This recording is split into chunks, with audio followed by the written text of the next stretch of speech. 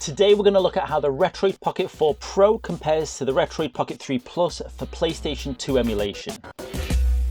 As always, these comparisons are like for like, the same emulators and the same settings to make sure we get the clearest comparison possible. And first off, we're looking at Blitz the League on the PlayStation 2. And straight away, you can see a significant difference with the Retroid Pocket 4 Pro handling this game a lot better than the Retroid Pocket 3 Plus.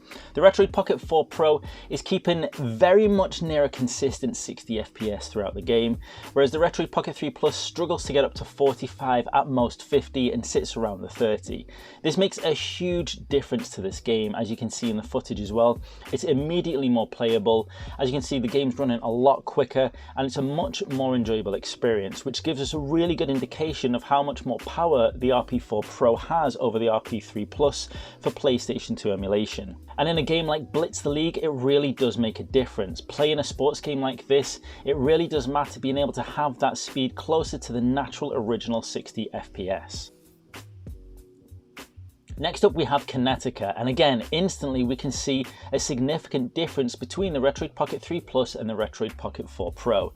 On the Retroid Pocket 3 Plus, it's dropping down to even 22 FPS. And on the RP4 Pro, we've got, again, a near consistent 60 FPS, making the game run so much more smoothly and significantly different, not just from the numbers, but even in the gameplay itself. You can see how much more rapid the RP4 Pro looks.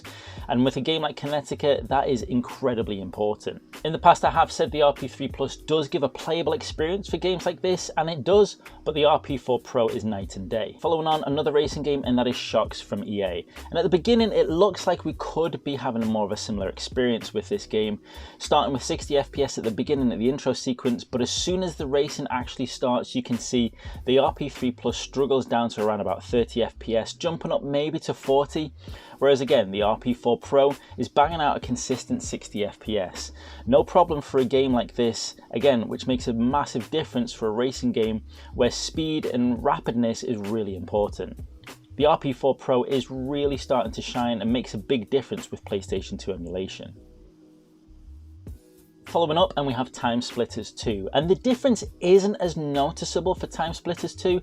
And Time Splitters 2 is a really strange game when it comes to emulation because, as I've mentioned in previous comparisons, the Retroid Pocket 3 Plus manages to run Time Splitters 2 quicker than the Odin Pro does, which is really strange considering the difference in power of those devices.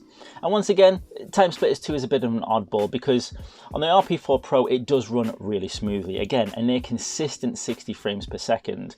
But on the RP3 Plus it's not terrible.